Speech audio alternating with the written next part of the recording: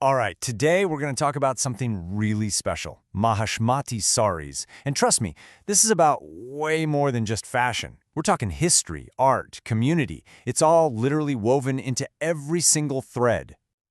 But let me ask you something first. What if the clothes you put on every day weren't just, well, clothes? What if they could be more? Like carriers of history, of real artistry, of a legacy? I mean, could a piece of clothing actually tell a story? Well, for Maahishmati Sarees, that answer is a huge, resounding yes. There's this great quote that says it all. It's a story woven into the fabric itself. And that idea, that's exactly what we're going to dive into. Okay, so let's get right into our first section. I mean, think about it. We live in a world of fast fashion, right? Everything's mass-produced. But Maahishmati, they're carving out this really unique space, and it's all built on authenticity and a deep connection to their heritage. And here is the key thing to get. When you get a Maahishmati sari, you're not just buying a piece of cloth that rolled off an assembly line. No way. Each one is a unique piece of art. It's like a direct connection to this incredible long-standing tradition of real craftsmanship. So you're probably wondering, where does this tradition even come from? Well, the whole story starts with this absolutely remarkable historical figure. It's all about what's known as the Queen's royal legacy. Okay, get this. The person we're talking about is Queen Ahaya by Holkar. Back in the 18th century, she wasn't just any queen. She was known as a philosopher queen.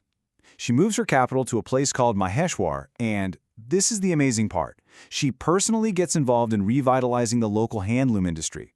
This wasn't just a hobby for her. She was a builder, a true patron of the arts. And that legacy she started over 250 years ago, it's the very foundation of everything we're talking about today. How cool is that?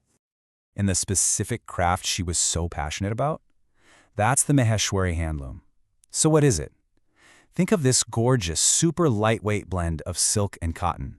It's famous for these really intricate designs that just feel, well, royal. It has this incredible heritage. All right, so that's the history, the why behind it all. Now, let's get into the how. We're moving on to the art of the handloom itself. We're going to look at the incredible process that goes into making these fabrics. You know, the first thing to understand is that this process is the total opposite of automated. It's slow, it's sustainable, it's a true art form that takes a ton of work. You got the design, then dyeing the threads, then getting the loom ready. Every single step is done with intention, all before a weaver even begins to weave by hand. It's just incredible to think about the skill and dedication that goes into it. And it's not just one style either. The brand offers a few different types of weaves. You've got the Maheshwari, which is that signature silk-cotton blend we talked about, so lightweight and royal. Then there's Chanderi, which is more sheer, really delicate. And finally, Koda, which you can spot by its unique checkered squares. It's super light and airy. Each one really has its own personality, you know?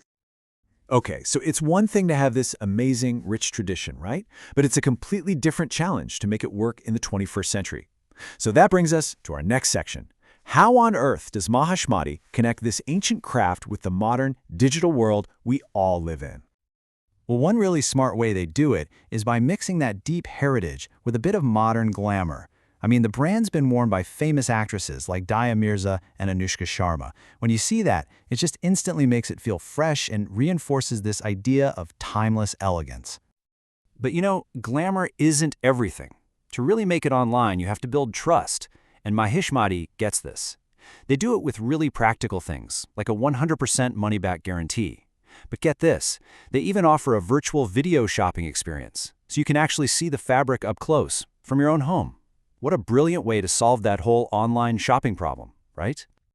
So, all of this, the history, the craftsmanship, the smart business sense, it all leads us to our final section.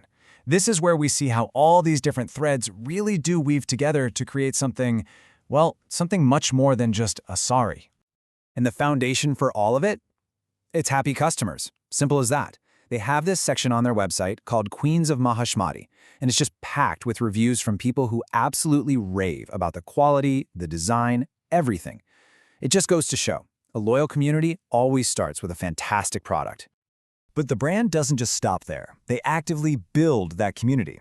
They've tapped into these really cool social movements like the #100SariPact.